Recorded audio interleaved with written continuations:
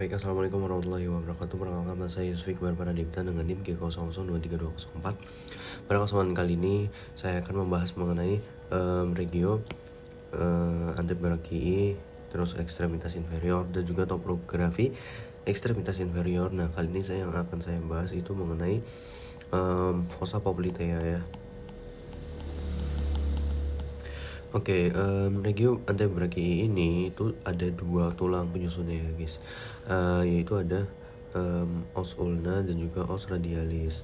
Jadi ini tuh dari sisi sinistra atau penampang kanan.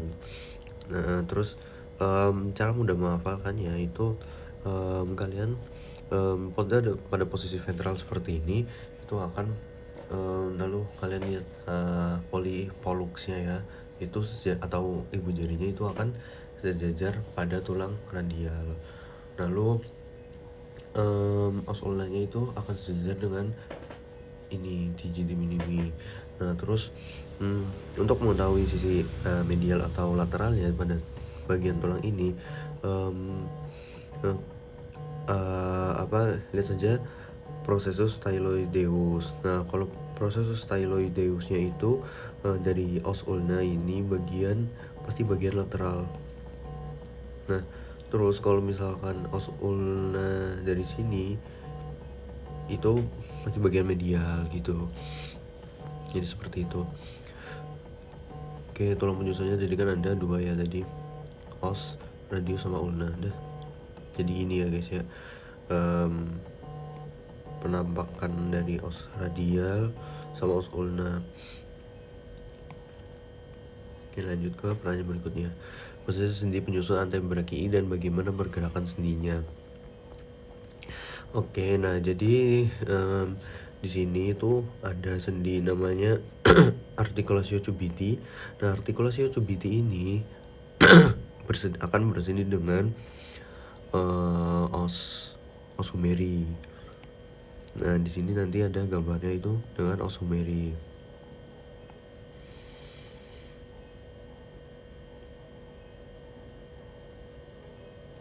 Nah, kayak gini. Oke. Nah, kemudian di sini os ulnanya yang bagian sinistra ini akan bekerja sama dengan incisura trochlea dari humeri. Kemudian incisura trochlea humeri ini akan bekerja sama dengan maksud saya di sini terdapat 3 artikulasio ya, artikulasio humero radialis, humeri dan juga ulna, lalu humeri dan juga ulna, dan juga humeri dengan radialis. Nah, humeri dan juga radialis ini akan membentuk artikulasio globoidea. Nah, itu bentuknya apa saja? Nah, di sini kan ada head ya. Head itu kan namanya kalau head kecil itu kan namanya kalau tidak salah itu Fovea artic capituli radii. Nah, di sini kan kayak ada cekukan ke dalam kecil gitu, namanya Fovea ya. Nah, terus akan bersendi dengan capitulum humeri, jadi kayak akan masuk gitu loh. Jadi nah, terus ada lagi namanya articulatio humero ulnaris yang akan bersendi dari os humeri dan juga os ulna. Di sini ada incisura trochlearis dan juga ada trochlea humeri di bagian os humeri, ada trochlea humeri. Oke, lanjut. Nah, kemudian di sini ada yang akan menghubungkan radial dan juga ulna, yaitu artikulasio radio ulnaris dan di bagian yang proksimal atau bagian yang mendekati sumbu. Nah, itu persendiannya itu akibatnya dari ini ya, circumferentia yang bagian sini, yang bagian perputarannya. Kemudian circumferentia capitis humeri articularis, maksudnya circumferentia articularis humeri ya. Nah, itu akan bekerjasama dengan incisura radialis ulnae. Nah, di sini ya, incisura radialis ulnae di bagian pinggir-pinggirnya akan membentuk sendi yang namanya trochloidea. ataupun sendi putar ya, sendi putar trochleoidea itu. Kemudian yang di bagian humeroulnaris ini tipenya itu ganglimus sendi engsel. Kemudian di bagian humeroradialis itu akan membentuk artikulasio globoidea.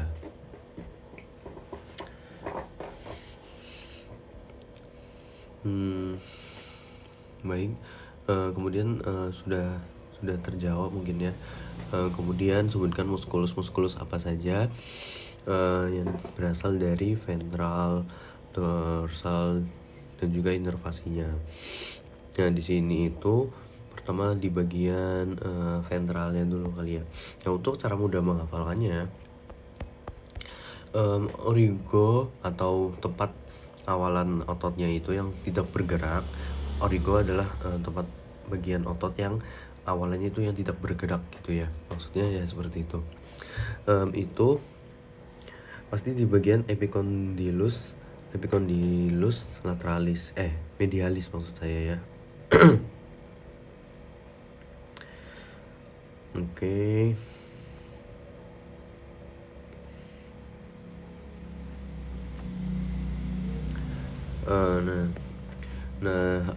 Lalu apa saja otot-otot yang ada di bagian pertama, mungkin dorsal dulu aja kali ya. Baiknya jadi di sini ada nomor 3. Di sini ada musculus ventral dan dorsal dari antebrachii, sebutkan inervasi dan fungsinya masing-masing. Nah di sini saya akan bagian ventralnya terlebih dahulu ya. Oke, jadi bagian ventral itu terdapat 2 ya, yaitu superficialis dan juga profunda. Nah jadi di sini saya akan sebutkan saja langsung. Jadi di ventral itu ada namanya pronator teres. Di sini ya, pronator teres yang berfungsi untuk supinasi, yang berfungsi untuk pronasi ya, untuk menelengkup. Nah ini tuh diinervasi oleh nervus medianus. Origonya itu semua bagian ventral itu dari epicondylus medialis, jadi os humeri. Nah terus di sini ada musculus flexor carpi radialis. Terus di sini ada musculus flexor carpi ulnaris untuk fleksi. Jadi dari kata-katanya carpi ulnaris, jadi ini akan menuju ke carp atau jari. Terus radial berarti di bagian daerah radial.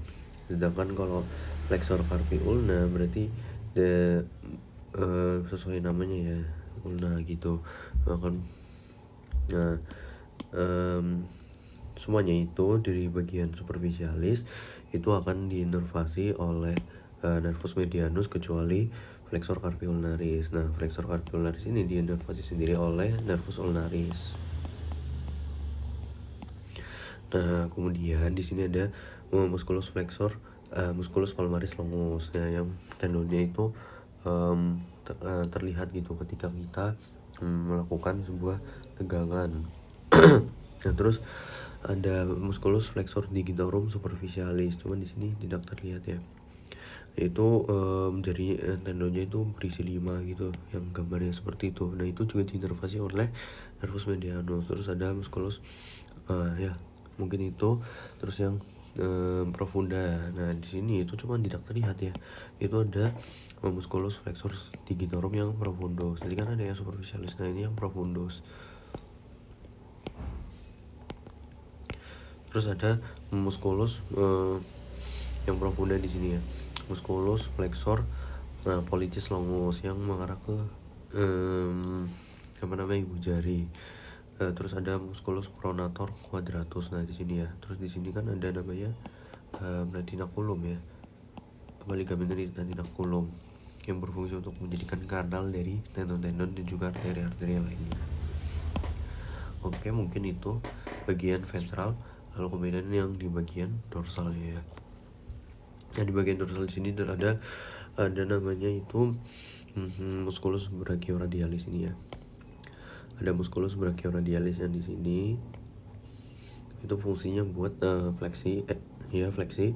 Terus ada musculus extensor, enggak, ini dulu ya, musculus anconeus itu kayak buat fleksi juga, bantuan ke apa namanya, ke bagian dari brachiumnya dan juga deltoidnya. Terus ada musculus extensor, itu musculus extensor carpi ulnaris, carpi radialis. Nah ini yang longs ya, musculus radialis, brevis, terus musculus digiti minimi, musculus extensor carpi ulnaris, musculus abductor pollicis longus. Terus ada musculus supinator, musculus extensor pollicis longus, musculus extensor pollicis longus, abductor pollicis longus, supinator. Terus abductor pollicis longus, extensor retinaculum.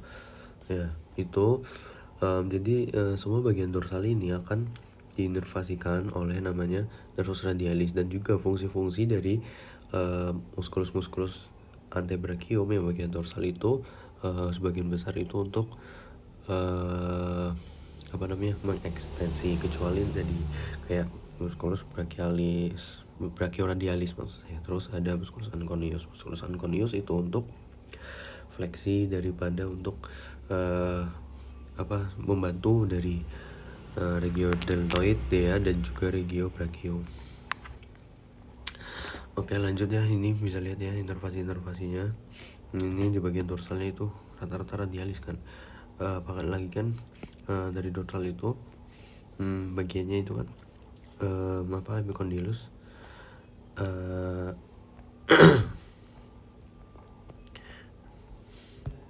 Kalau bagian dorsalnya itu pasti bagi nervus radialis ya.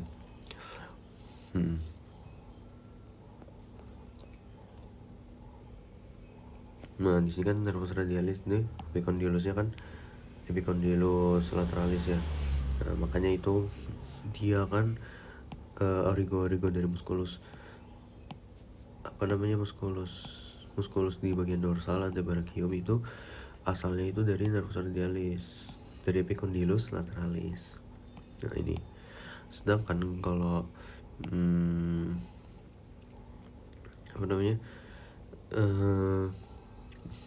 medianus itu dari sini nih. Nah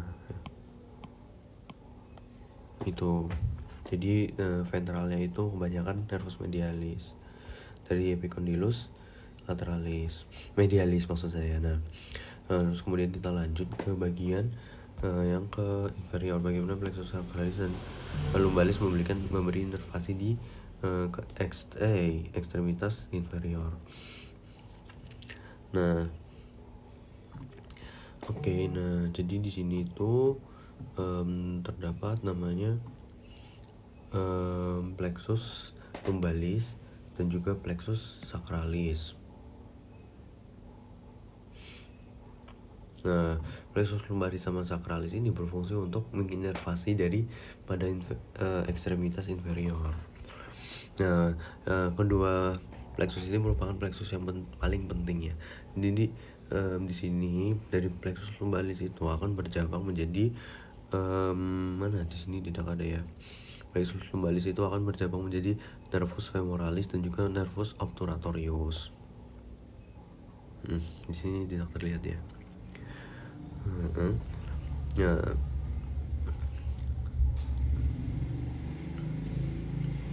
Yang di sini percabangan-cabangannya itu akan menjadi nervus femoralis. Nah, sedangkan nervus femoralis itu akan merupakan saraf motorik di bagian otot bagian ventral, pinggul dan juga paha, khususnya untuk flexor pinggul dan juga extensor lutut. Nah, sensoriknya itu bagian ventral paha dan juga sisi ventromedial dari tungkai. Oke. Nah, terus dari nervus obturatorius yang melalui foramen obturatum foramen obturatorius itu motoriknya itu akan mensarafi bagian otot-otot dari adduktor. Nah, makanya foramen obturatorium itu berada di os coxae atau yang buat fiksasi dari ekstremitas inferior. Nah, bagian sensoriknya itu bagian dari sisi medial dari paha. Oke, nah kemudian, bagian, plexus sacralis di sini itu penting juga karena jika kita, mensuntikan ke arah yang salah itu akan menyebabkan, lumpuh.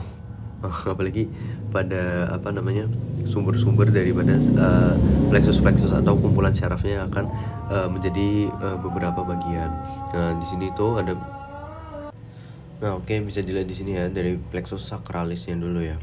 Dari bagian yang bawahnya dulu itu akan, apa, plexus sacralis itu dari nervus sciaticus, itu akan, bercabang menjadi nervus tibialis dan juga nervus fibularis, lalu ada gluteus superior dan juga inferior dan juga pudendus. Nah, nervus sciaticus ini merupakan motorik-motorik dari bagian belakang ya, atau bagian, ya bagian belakang di sini, lalu akan bagian pelantar dari ke bagian pelantar daripada, regiopendis. Nah, terus di sini, nervus sciaticus itu motoriknya itu ada otot-otot hamstring dan juga, ya buat flexor lutut gitu. Terus ada nervus gluteus superior dan juga inferior, itu gunanya untuk, otot-otot regio glutealis yang fungsinya itu, tentunya buat kayak flexor, bukan flexor, extensor, terus buat rotator yang kayak buat muter-muter gitu, terus abduktor pangkal paha yang buat menjauhi gitu. Terus ada otot-otot, nervus pudendus yang berfungsi untuk motorik dari regio perinealis, dan juga sensoriknya itu buat genital. Nah, perinealis ini merupakan, nama lainnya dari fibula ya.